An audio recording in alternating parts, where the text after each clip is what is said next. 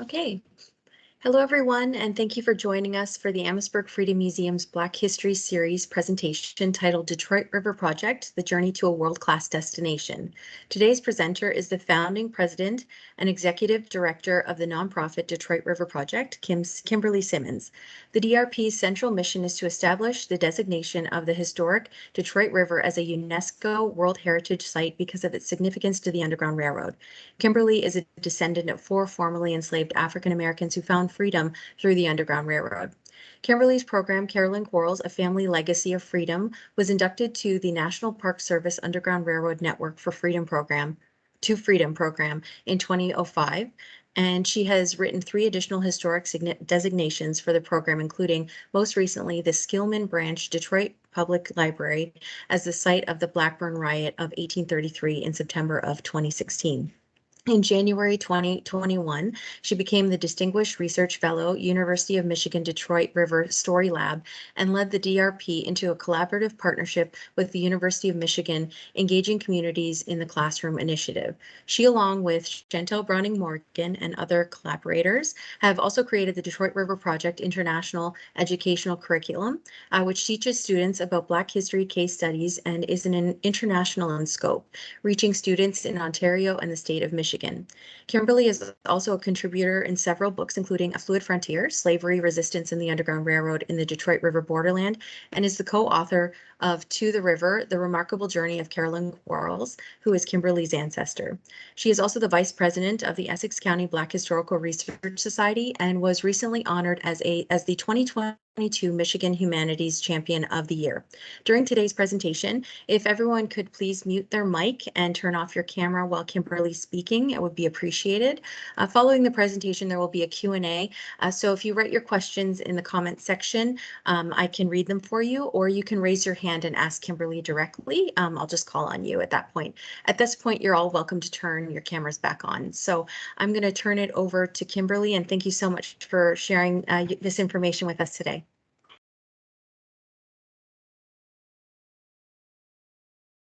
Good afternoon to everyone. I'm sorry I can't see everyone now, but I hope that you enjoy my presentation. I also look forward to all your questions. I have been working on the Detroit River Project for 15 years and counting, and actually have been involved with the story specifically of the Underground Railroad in and around the United States since about 2003. Now, of course, that does not include the fact that of all the different hats that I wear, different titles, my most honored title is to be a descendant of freedom seekers that chose freedom, rather bondage, servitude, and decided to take it upon themselves to go find it. That is probably the most precious title that I can bear. And since I was a child, I knew that there was something in me that said I needed to do something a little bit bigger and honor the ancestors, and this is it. So I hope that you enjoy the presentation. I look forward to any questions you may have, but we'll move forward. And I will say to you, freedom comes in many ways and times. On the left in the photograph is the 13th Amendment. It was ratified in the United States on December the 6th, 1865. And the difference between that document and what we in the United States know of as the Emancipation Proclamation, signed in 1863 and presented by President Abraham Lincoln. The difference between the two is the Emancipation declared that anyone in servitude in what would have been successive states were declared free. The difference between what happened by the United States Congress the 13th Amendment ratification on December the 6th, 1865, is it literally freed everyone. And I repeat, freed everyone, because in 1863, by freeing those that were in servitude within the states that had succeeded in the American South, you still were left with a group of people that included, just across the river from Amherstburg, the Detroit River, in and around the city of Detroit, and for that matter, the state of Michigan, there were people that were enslaved. So to talk about freedom today is to understand it and understand why we are still on our journey. Freedom has many messengers. What you see before you was the United States Act of Congress that happened in 1964. It's the Civil Rights Act. Freedom came in 1865 to most in the United States. It came in 1834 to those in the United Kingdom that are watching from the south side of the Detroit River. On the left, in 1881, there was a letter written. It was written from a little tiny home on the corner of Peter and what was then Lott Street, and it is now called Watkins Street, by a woman by the name of Carolyn Quarles Watkins, my third great-grandmother. And in 1881, she described her journey to freedom that had started in St. Louis, Missouri in 1843 and ended at the banks of the historic Detroit River in 1843, October of 1843. On the right, however, you see a letter dated July 1967. It was from Detroit, and though you don't see who it was addressed to, it was actually sent to Dr. Martin Luther King Jr. And I'm not going to read it all to you, but let's just say it said, "Dear Negro Champion, 12 noon, the superintendent of our city schools told us that he'd closed the trade schools last January because so many out-of-town Negroes were trying to enlist in our schools. Try to reconcile that fact with your conscience." And here I always honor her. This is Carolyn Quarles, became Carolyn Quarles Watkins. She is, or was, the matriarch of the Watkins family of Windsor Sandwich, of which I am the granddaughters. And as you can see, this is the only known picture we have of her. She was very fair. She was what the term used then was octoroon, which means she was 1/8 black. She was blue-eyed. She had jet black hair in her younger years, keen-featured, and she was slight of stature, but probably about 5'5" and slim build. However, 1/8 black meant in the United States you were enslaved. And as you can see, she wasn't what you might call, I don't know, what folks envision as a typical person who had been enslaved. But that's the story of freedom. Freedom looks and sounds differently. Here's a man that dreamt about freedom and justice often, and he was here in this area very often. Dr. Martin Luther King Jr. died too soon. He died at the age of 35 years old, and he was still dreaming. These are photographs of what we celebrated for upwards of 40 years on a big scale. This was the Emancipation Celebrations. It was celebrated due to the date, August the 1st, 1834.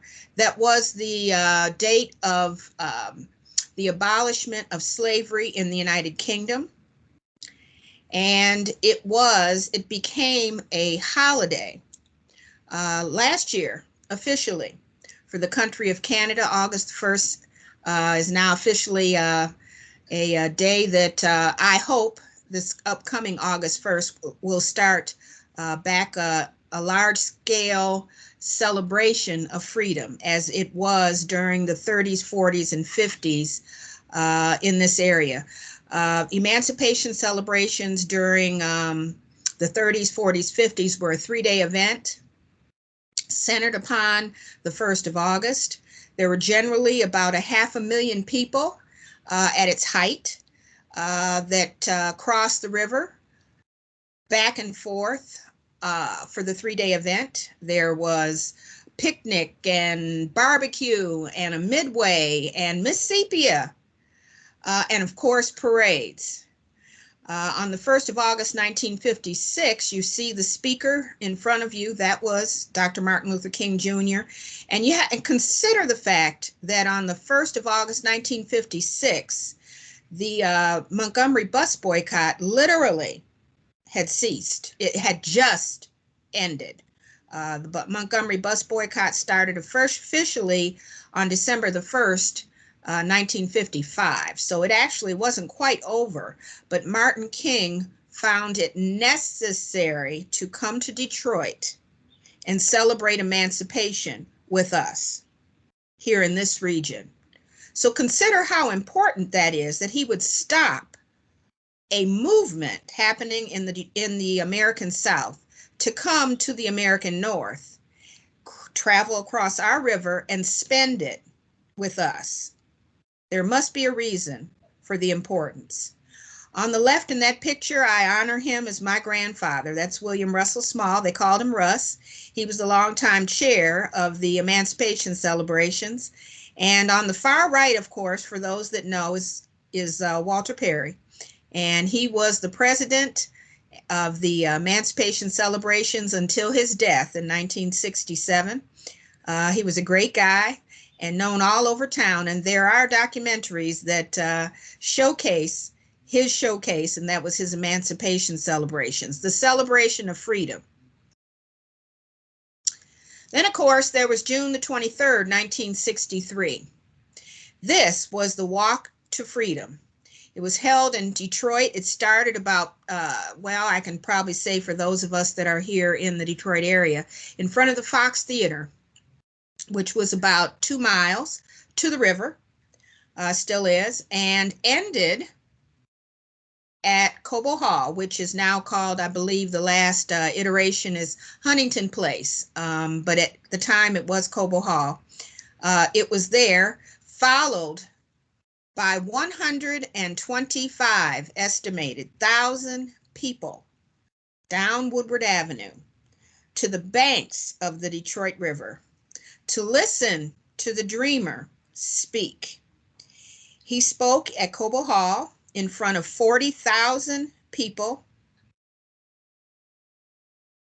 The rest had to stay outside and listen on the banks of the river. And he said for the first time, those 4 words we know real well, and that is, I have a dream. Yes, in Detroit on the 23rd of June, 1963, I'm sorry, that's 1965 is incorrect.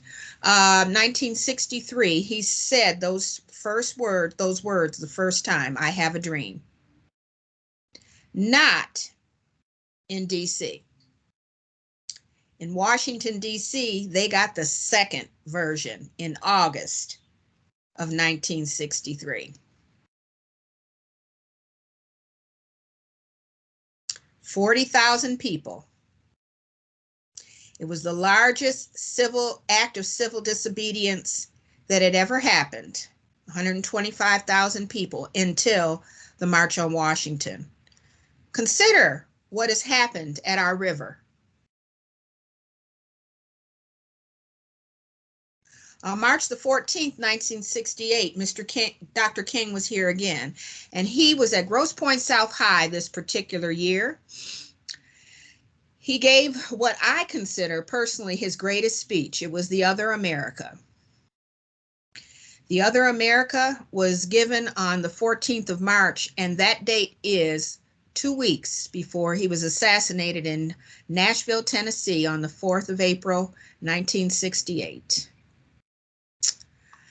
This is a quote I'd like to use as a subject from which to speak this afternoon, the other America. I use this subject because there are literally two Americas. One America is beautiful for our situation, and in a sense, this America is overflowing with the miracle of prosperity and the honey of opportunity. This America is the habitat of millions of people who have food and material necessities for their bodies and culture and education for their minds, and freedom and human dignity for their spirit. In this America, millions of people experience every day the opportunity of having life, liberty, and the pursuit of happiness in all of their dimensions. And in this America, millions of young people grow up in the sunlight of opportunity. But tragically and unfortunately, there is another America. This other America has a daily ugliness about it that constantly transforms the buoyancy of hope into the fatigue of despair. In this America, millions of work-starved men walk the streets daily in search of jobs that do not exist. In this America, millions of people find themselves living in rat-infested, vermin-filled slums. In this America, people are poor by the millions, and they find themselves perishing on a lonely island of poverty in the midst of a vast ocean of material prosperity. This is the other America. That speech was given in 1968. This is 2022, and that speech could have been given this morning.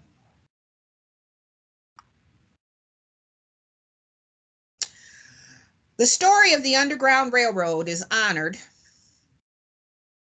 at the foot of our river. Our historic Detroit River is 32 miles of riverbank. I had a 10-year-old once tell me, "Miss Kim, it is not a river, it's a strait." And I had to answer that lovely young man and tell him he was absolutely correct, because it is not. It is a strait. But I told him, you know, us adults, us old people, we don't say the right things sometimes. However, along the 32-mile banks of the historic Detroit River, freedom and justice has always been a part and parcel of this region's story. So why do we talk about the Detroit River today just as any old place? I don't know, and I want to share with you why I don't know. This river has seen history. I've shared it with you. This river continues to be the place of enjoyment for all of the region's inhabitants, be that from sailing to literally just watching the sun come up and the sun go down. It is an international border between two countries that have in their documents. In the United States, our founding documents. In the United Kingdom, there has been speeches made of honor of the story of freedom and justice, but not necessarily have we celebrated it. Well, it is our hope that at the foot of the Detroit River, freedom can be celebrated on a larger scale because we have much to celebrate. This is half of what is the International Underground Railroad Memorial Monument. That is its name. And this that you see before you is the International Underground Railroad Memorial's half that resides on the Detroit side of the historic Detroit River, and it is called the Gateway to Freedom.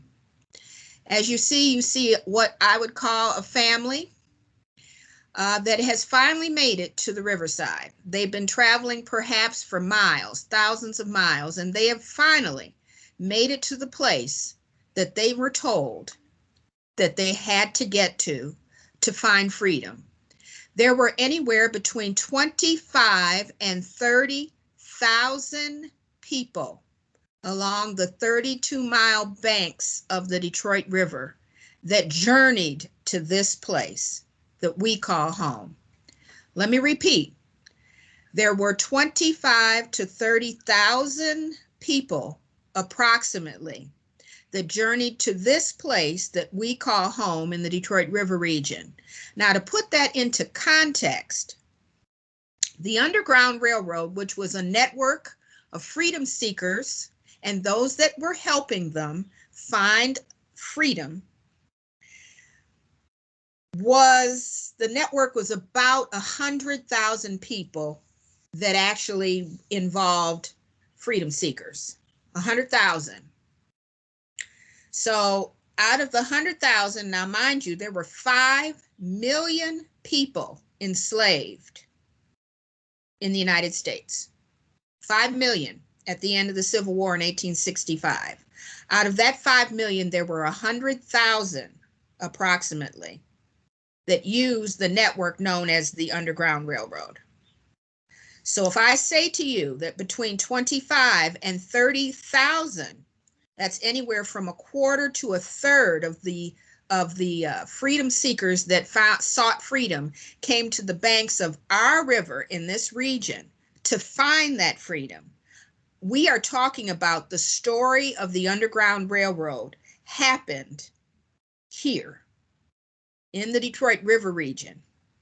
So freedom lives here.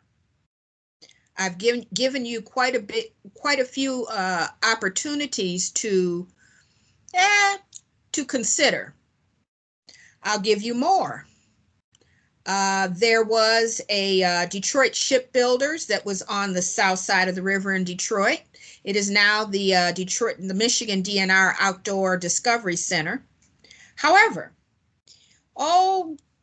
during the course of the early 20th century, there was a young machinist there that used to tinker. When he wasn't helping to build ships, he tinkered.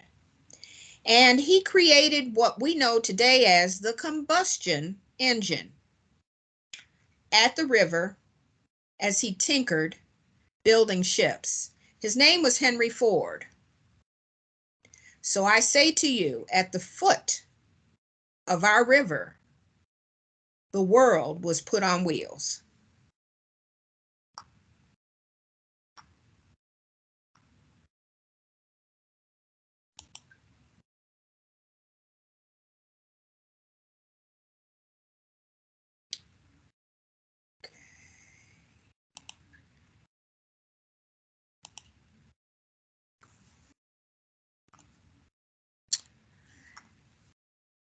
I have given you an example of Henry Ford. I have shown you Dr. King. I have explained that at our river, we have witnessed one of the greatest speeches ever given. I Have a Dream, for the first time in Detroit, before the more famous National Mall speech given in Washington, D.C.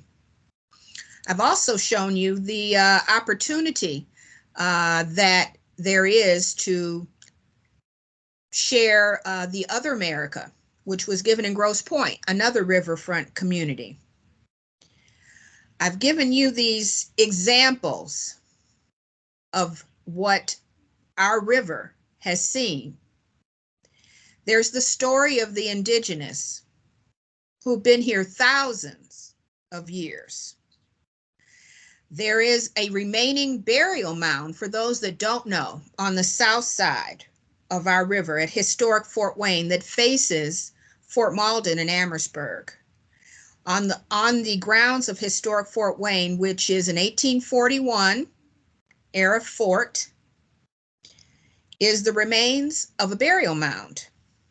Still, there are 2 burials that are in the mound that is estimated to be over 1,000 years old. That means there's 1,000 years worth of stories. The story of freedom lives at our river. In 2010, I created the Detroit River Project. It's a nonprofit organization destined to tell the story of freedom in the Detroit River region. We have many, many stories. Our river has now several designations. One of the designations it carries, it has an international wildlife refuge, which is on the west end of the river. That is a collaboration between the country of Canada and the United States. It celebrates our wildlife. It celebrates our history. It celebrates our river.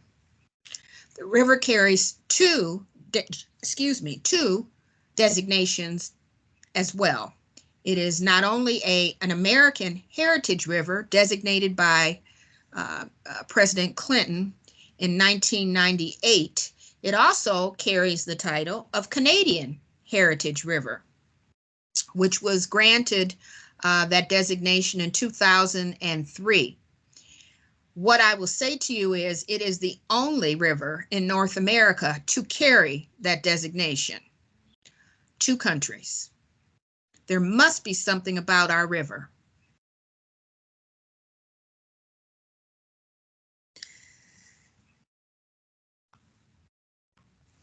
How do we see the Detroit River playing out? How do we use our river? Our river has gifted us with many resources. It is a place to come for respite in the summer. Yesterday and the day before, we were sweltering in 90-degree heat.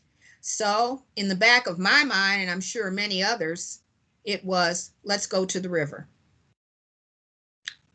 Well, okay. What else do we do with our river? Well, you know, that man named Henry Ford, after he finally created the combustion engine, his first factory was on our river.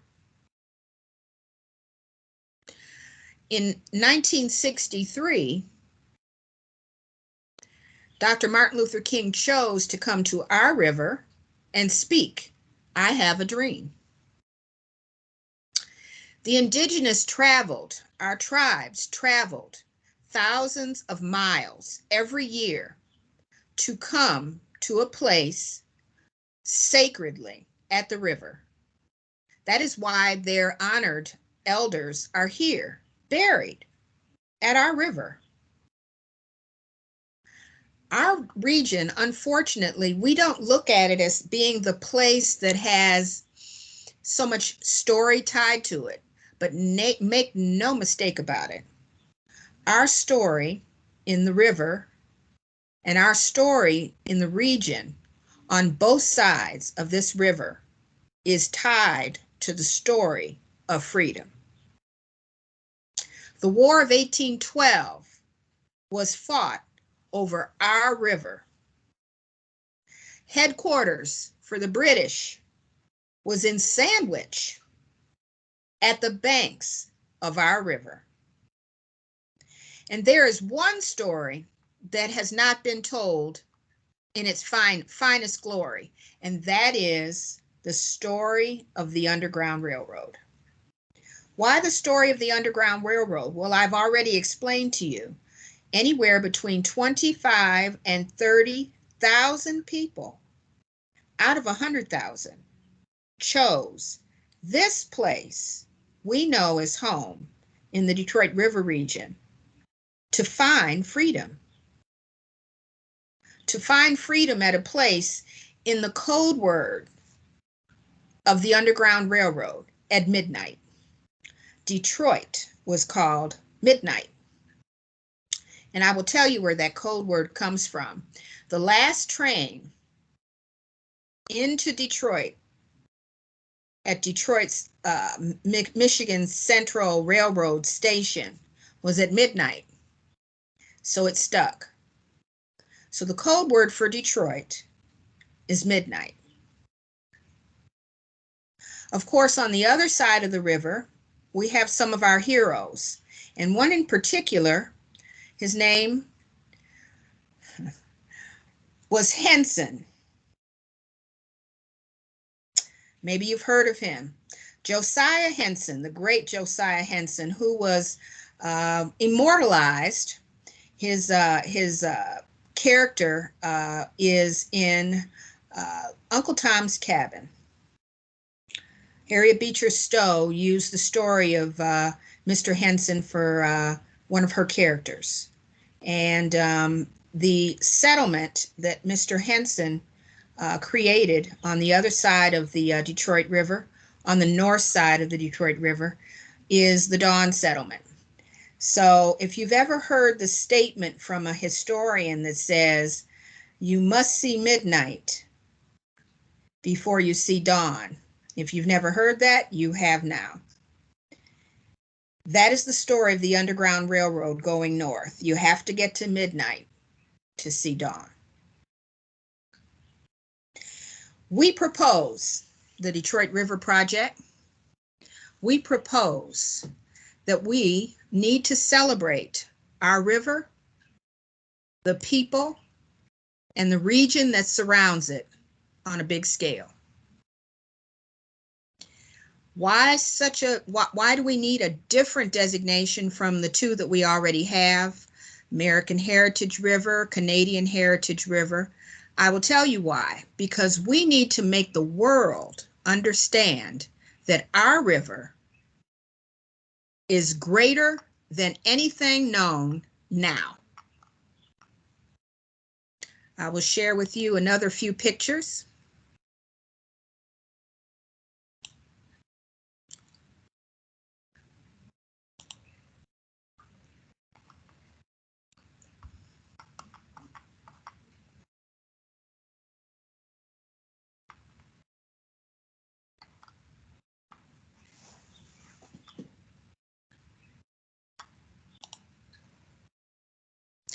Why would you fill, how do you fill 40,000 seats in an auditorium to listen to a man who believes that the reason why he needed to come to this place we call home, to preach about the story of freedom? Think about that. Look at the people. This is a celebration of our story of freedom.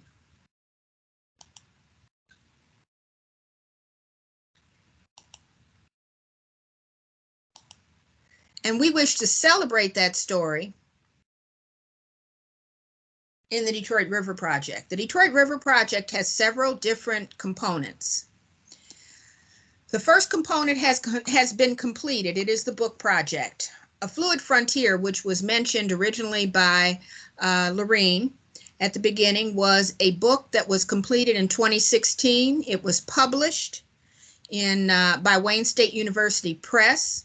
It was a work of love that most of the contributors, and there was 13 of us, that wrote or contributed to the book. It is a book of scholars, books of community activists, which included myself. And the foreword was written by Dr. David Blight of Yale University.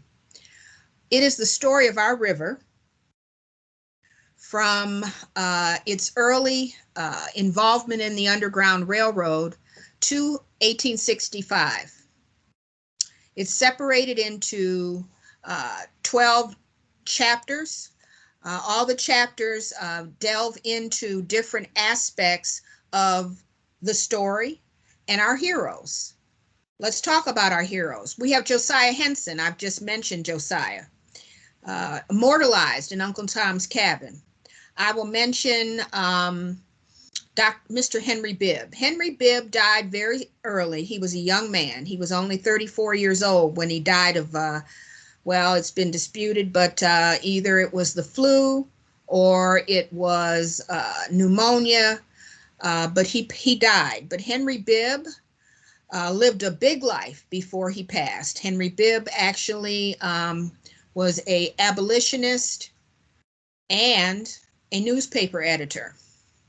He actually wrote what is the paper was The Voice of the Fugitive. It exists today. You have the opportunity to go into the archives at the Bentley Museum in Ann Arbor. It's part of the University of Michigan's system. Holds the key to the Voice of the Fugitive. There was also another star. We've been celebrating her the last few weeks here on the banks of the river. Her name was Mary Ann Shadd Cary. Mary Ann Shadd Cary was the first woman editor of a newspaper in North America. Her paper was called the Provincial Freeman. Mary Ann was quite an overachiever. Mary Ann also was the first woman attorney in the United States. She went to Howard University and received her law degree. She was a teacher, born free, but dedicated to the story of freedom. We have the Blackburn family. Lorene actually spoke of the Blackburns a little earlier as we started our program. The Blackburns, Thornton and Lucy, were the subject of the designation of the Skillman branch of the Detroit Public Library. It was the site of their escape, an Underground Railroad escape, helped along by 500 of Detroit's greatest citizens who decided that their freedom was worth fighting for. It happened in 1833 in June. And what's so special about the Blackburns? Thornton Blackburn arrived in 1831 with his wife, Lucy, set up shop. They had escaped from Kentucky. They escaped by actually taking a barge on a Sunday with the explanation they were going to church, and they never looked back. They escaped to Detroit and set up housekeeping and decided they were going to stay. It was very nice here. However, by accident, Thornton met his enslavers' attorney walking downtown Detroit streets and stopped to talk to him, which probably wasn't a good idea in retrospect. However, he did. And what ensued was a couple of weeks later, the man returned with the sheriff from Kentucky, requesting the arrest of Thornton and his wife, Lucy, to be returned to their owners in Kentucky. And the city of Detroit did not necessarily think that was a great idea.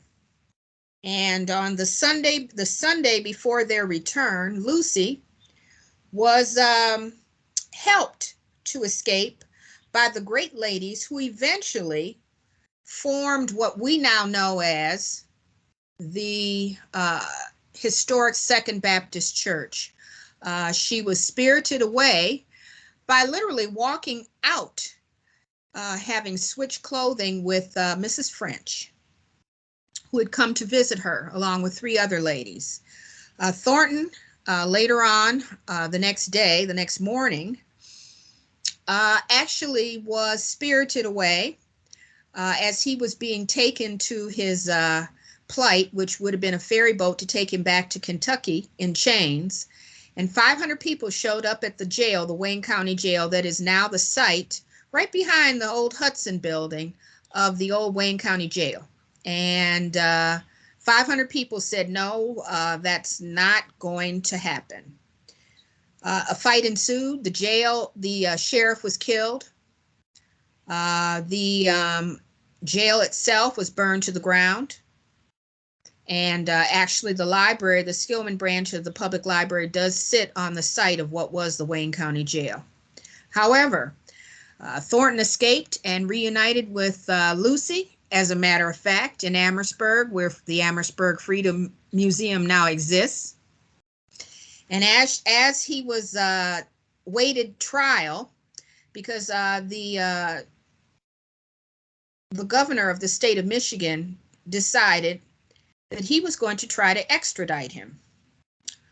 There was an extradition fight that lasted for 2 years. And at the end of the extradition fight, which the United States and more particularly the state of Michigan lost, Lucy and Thornton moved on further interior of Canada and ended in Toronto. The moral to that story, however, is the country of Canada's extradition policy to this day resides on the fight that happened in June in 1833 in Detroit, Michigan, over the freedom of the Blackburns. Thornton Blackburn, Henry Bibb, Mary Ann Shadd Cary, Josiah Henson, along with Elijah McCoy, the real McCoy, who actually died. He was born in Ypsilanti. He lived in Colchester, and he lived at the end of his life in Detroit. They called him the real McCoy. Of course, he created the conducting cup for the railroad cars, are all historically significant persons of the country of Canada.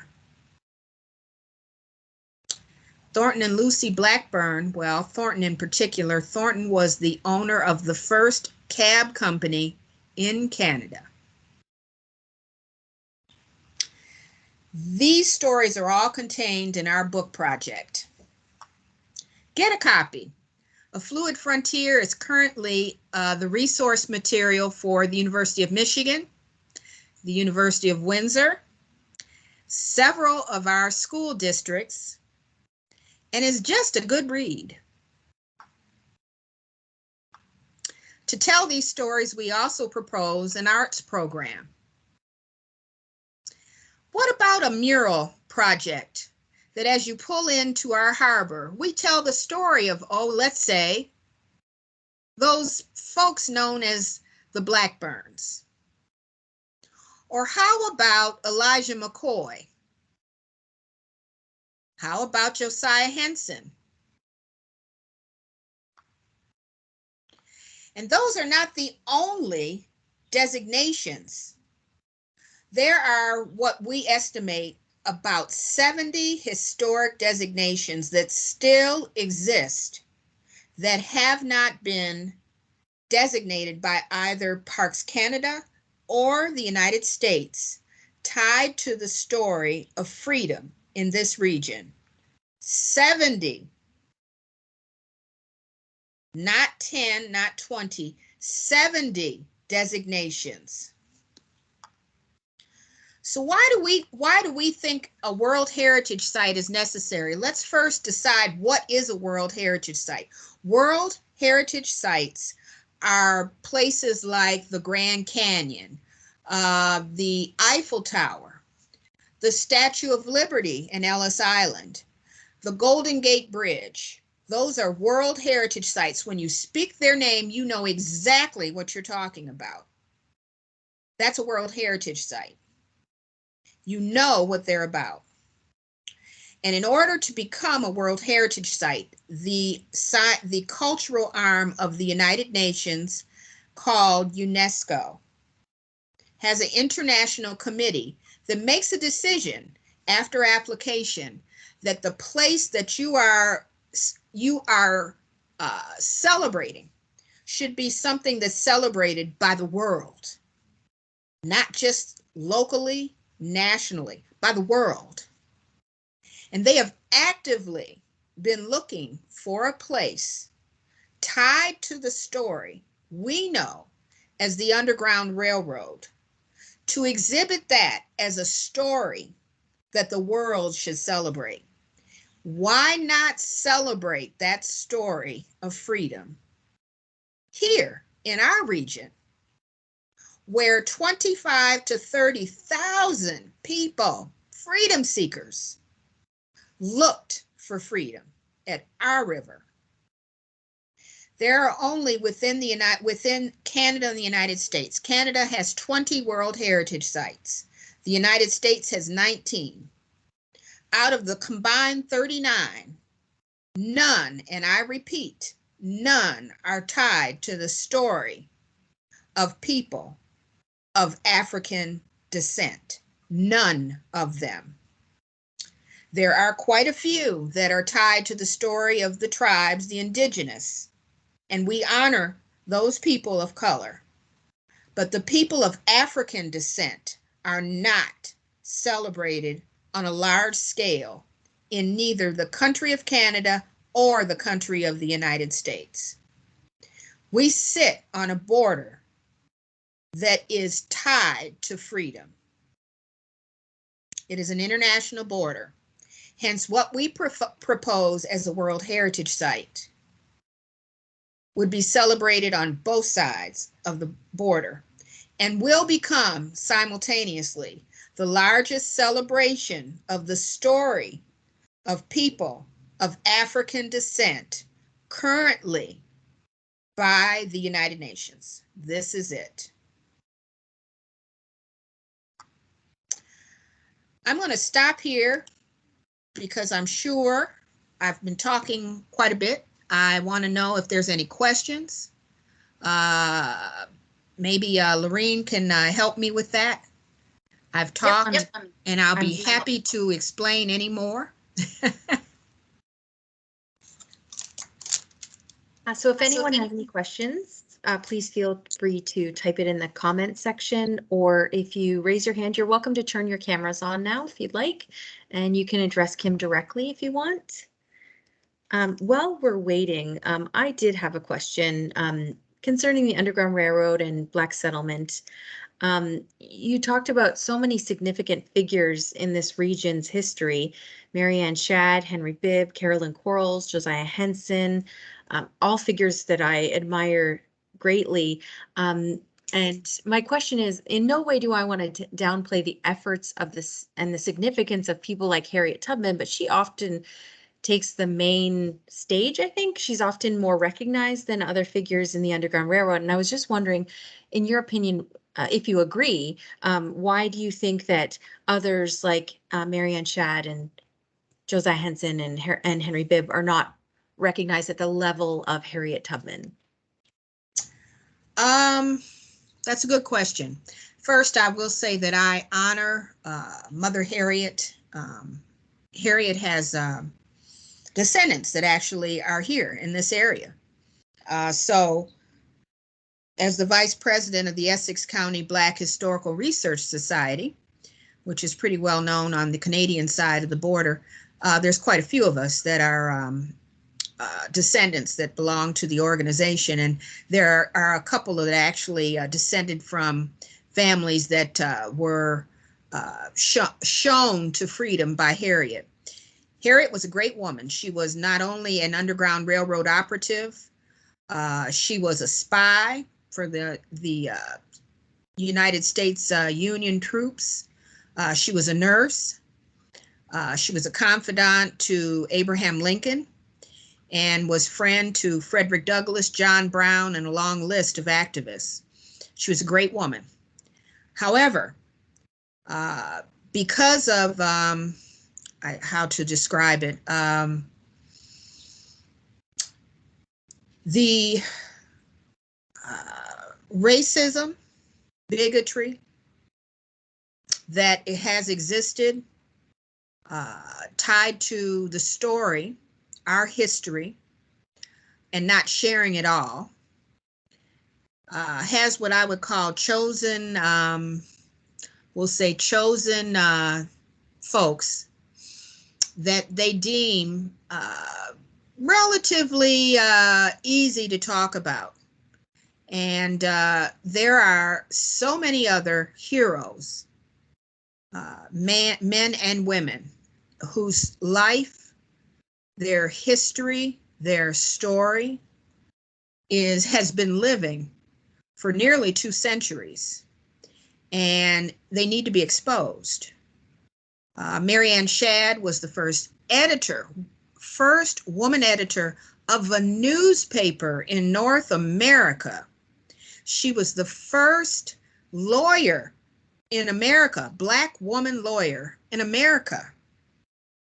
She lived on both sides. Her home in Washington, D.C. is a national landmark. It still stands. Here in the Detroit River region, I just offered Truth to Power. Her home that she lived in Windsor was demolished.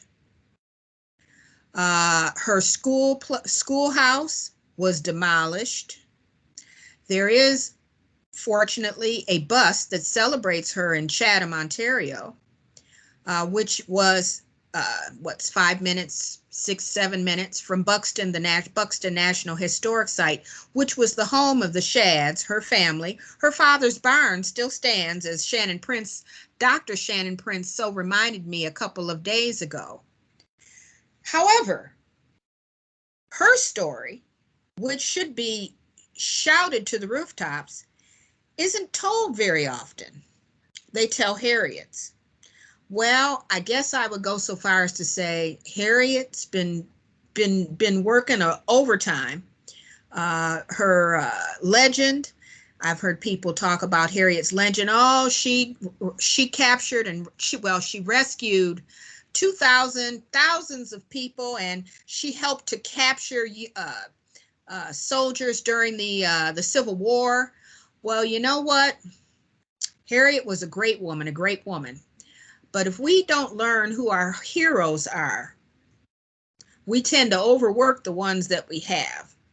And again, like I say, Harriet was a great woman. However, it has been historically researched most emphatically by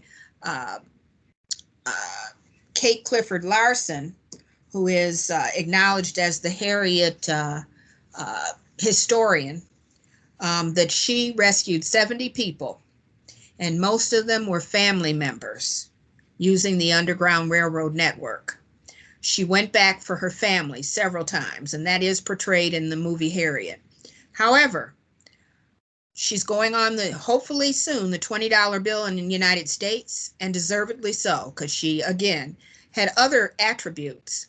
But we have so many heroes to celebrate, and many of them are here. And we need to learn to tell our stories. And I hope I answered your question, Lorraine. That was extremely well said. It was beyond what I was expecting. I absolutely agree with you. And in the comment section, Chantel also added organizations like the Colored Vigilant Committee of Detroit. They should be more widely celebrated as well, too. So I don't know if you had any thoughts on that, too. There were several different organizations. The Detroit Vigilant Committee, there was vigilant committees all over the United States. Those were committees full of abolitionists, activists that helped freedom seekers get to their goal. And Detroit's Vigilant Committee was 1,000 members strong, is we approximate. The territory went from Toledo to through Detroit and across the river. And it was membership included John Brown, Frederick Douglass, William Lambert, a Detroit activist, of course, Mr. Henson, of course, Mr. Bibb would not have been living when that happened, but George D. Baptiste, Mary Ann Shadd. It was a large network and one of the most active in the United States. Again, the Detroit Vigilant Committee called a meeting on March the 12th, 1859, just to be a little bit more exact, at which was attended by Frederick Douglass and John Brown, and it was there in downtown Detroit at Congress and Beaubien Streets that meeting was held, and they discussed Harper's Ferry, which is historically considered one of the catalysts for the American Civil War. Why do we not celebrate that? I don't know.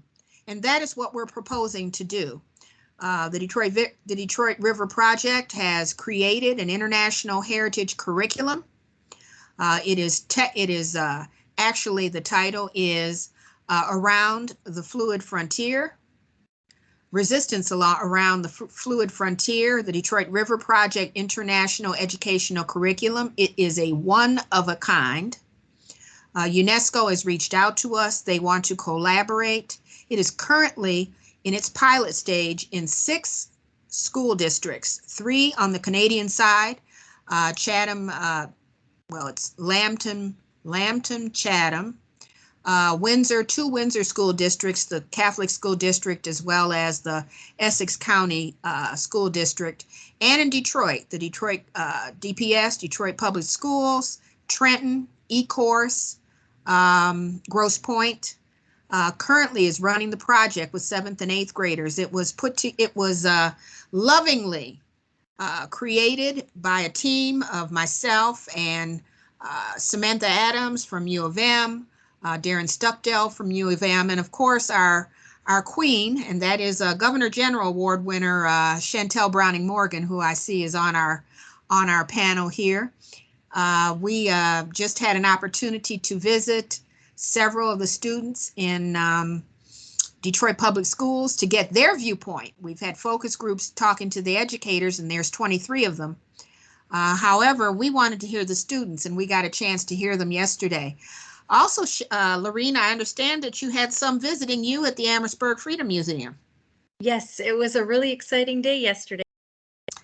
So what I give to you is, if you give the kids the opportunity, if you give our story, if we share our story and we teach our story, we are not good in this region sharing our story. And our story is it's world worthy. It is not just a story we have. We have a story that needs to be shared with the world. And the Detroit River Project, in all of its initiatives, intends to share our story. Kim, I just wanted to add, I apologize. I didn't realize I was muted when I was commenting, but you're absolutely right. We did have students come in yesterday, grade 6, 7, who were learning from the curriculum, and they came to the museum, and they have been working for the last several weeks on projects that reflect the case studies in the curriculum. And so they came to the museum several weeks ago to present a draft, and myself and Mary Catherine gave them feedback on ways to improve or adjust. And they came in yesterday and presented their final projects to us, and we have them on display upstairs in the museum. So great to see the final product of what they've learned. So grateful for that curriculum.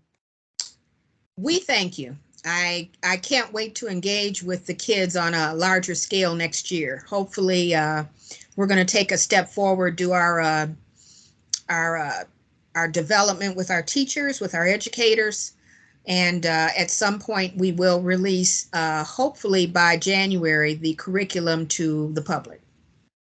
Amazing. We do also have one of our viewers, Sherry. She would like to make a remark. So Sherry, you can go ahead and unmute yourself if you wanted to comment. Hello, Kim. I just want to commend you on the work that you're doing with the Detroit River Project.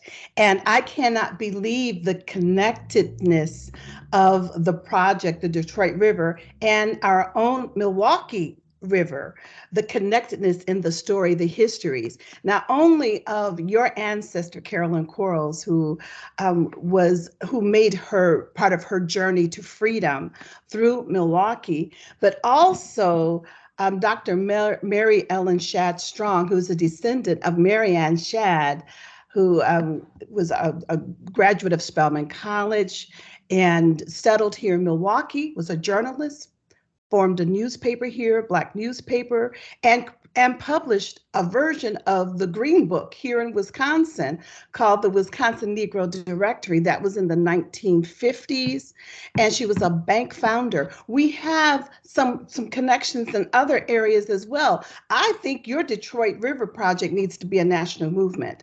I think wherever there was freedom on the rivers connected to the Underground Railroad, especially in our urban areas, we need to have these stories told and connected. And I see the Detroit River Project being a prototype for our sharing of this very important history. Thank you, Sherry. We also had a comment from Samantha. She wanted to say thank you so much, Kim, for you are and the work, or for you and the work you do. I was honored to work with you, Chantel, and the U of M team to help with a small part of the curriculum. I regret that I had to depart early, but I hope all have a blessed day. So she just wanted to say thank you. And then there's several other comments in here thanking you for all that you do and the work that you've done. So, and I'm among those who agree with the praise that's in the comment section. Thank you so much to everybody. Thank you, Lorene. This has been a passion of mine for the last 15 years, and it's not over. We keep moving forward. We keep adding people to our list, and I'm so happy to share whenever I can with others, because I really think that probably the greatest opportunity that I have as a historian is to make sure that everyone that is a resident or belongs to the Detroit River region, and I'm talking about either United States citizens or citizens of Canada, I believe that for a very long time we have not really thought of ourselves as being that as special or that important. And I want to make sure that everybody understands, we personally, us, not the world, I'm talking just to us. We need to understand our importance in this world. The world watches us, and we need to understand that we need to learn to share our story. We need to be shouting our story from the banks of the river. And that's what I'm proposing that we do, is to share it that way.